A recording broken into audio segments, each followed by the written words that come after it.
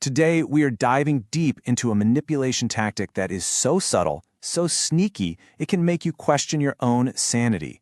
It's a really powerful tool for emotional control, and just understanding it is the first crucial step to taking its power away. So let me ask you this.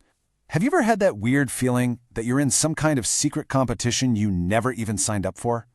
You know that sense that you're constantly being compared to someone else, maybe an ex, a coworker, or even a sibling, but you never actually know the rules of the game? Well, if any of that sounds familiar, I'm here to tell you, you are not imagining things. You've probably been pulled into a toxic dynamic called triangulation. So today, we're going to unpack exactly what that means and, way more importantly, what you can do about it. All right, so let's start with the absolute basics. What in the world is this invisible weapon they call triangulation? Okay, so at its core, triangulation is when someone brings a third person into what should be a two-person situation. Instead of talking to you directly, they use this other person to pass messages, stir up rivalry, and basically keep the upper hand. The goal is always the same. Divide people because it makes them so much easier to conquer and control. And this really gets to the heart of it. This isn't just about someone being bad at communicating. Oh no, it's a deliberate strategy. By making you feel insecure or jealous or just kind of off balance, the manipulator makes sure you're always working harder to get their approval. It keeps you right where they want you. To really get a grip on how this works, we've got to look at the cast of characters, right? The roles that people are forced to play inside this toxic triangle. So every single time this happens, you've got these three key players. First, you have the narcissist. They're the puppet master, the one pulling all the strings. Then you have the target, who is the main focus of all this manipulation. And finally, there's the third party, who is basically being used as a pawn in the narcissist little game. And you know, this third party can be literally anyone. It could be the ex, who's constantly held up as the gold standard, or the favorite child who gets all the praise, making the others feel worthless, or that coworker who is supposedly so impressed with the narcissist. And a lot of the time, this person has absolutely no idea they're being used. They're a victim too. Now, sometimes that third party gets, well, let's call it a promotion. They become what's known in psychology as a flying monkey. Yep, just like from The Wizard of Oz. These are people a narcissist actively recruits to do their dirty work. You know, spreading rumors, delivering guilt trips, or helping to isolate the target. They basically become agents for the narcissist. And these agents, they're not all cut from the same cloth. You've got the willing ones who just love the drama. Then you have the naive ones who've only heard the narcissist side of the story and genuinely think they're helping. And then you've got the unwilling, the ones who are forced into it through fear, guilt, or straight-up threats. Okay, enough with the theory. What does this stuff actually look like in day-to-day life? Let's get into some real-world examples so you can spot it. Okay, think about it. In a romantic relationship, it's that partner who just will not stop talking about how amazing their ex was.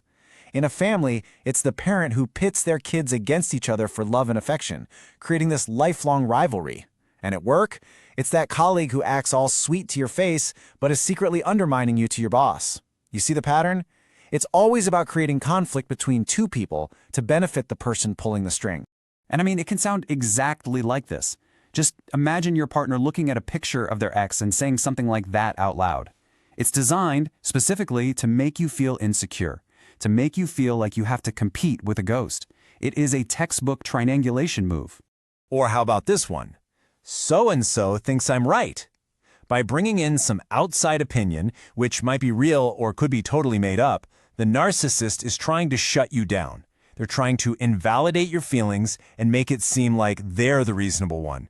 It's like they're building this imaginary army against you to make you feel totally alone in the argument. So all of this just begs the big question, right? Why? Why would anyone go to all this trouble to manipulate people like this? What is the end game here? Honestly, it all boils down to one simple, powerful word: control. Triangulation keeps the narcissist at the absolute center of attention and in a position of total power. By creating all this drama and instability around them, they make sure that everyone is constantly looking to them for approval and direction. And it's really important to know that this behavior can look different depending on the type of narcissism we're talking about. You got your grandiose narcissist. They're the obvious ones, super arrogant and entitled. But then there's the vulnerable or covert narcissist. Their approach is way more subtle. They might play the victim, saying something like, "Well, my friend thinks I'm being too sensitive, but you really hurt my feelings. See? They use triangulation to flip the script, make you feel guilty, and prop up their own fragile ego. Okay, now for the part you've been waiting for. The most important part. Because knowing all this is one thing, but how do you actually deal with it? How do you break free from this triangle and take your power back? Here is your 5-step playbook. Step 1. Spot the tactic. Seriously, just recognizing what's happening is half the battle.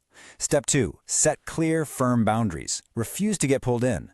Step 3. Limit your contact with them.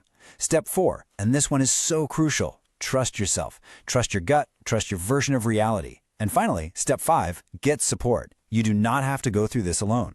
Setting boundaries can sound kind of vague, so let's make it super concrete. It can look like you saying directly, I'm not going to discuss Sarah when she's not here to speak for herself, or I'm not comfortable with this comparison. And remember, sometimes the strongest boundary you can set is to just ignore them. Don't take the bait. You can literally just walk away. You don't owe them an argument. And this is the key. If you remember nothing else from this, remember this. You can't change them. You can't stop them from trying to triangulate, but think of it like a tug of war. Triangulation needs 3 people holding the rope. If you refuse to play, if you simply drop your corner of the rope, the whole triangle just collapses. So I'll leave you with this question to think about. By refusing to play their game, you're not just stepping away. You are actively taking the power back from the manipulator and putting it firmly back where it belongs, in your own hands. Because in the end, you get to decide who holds the power in your life.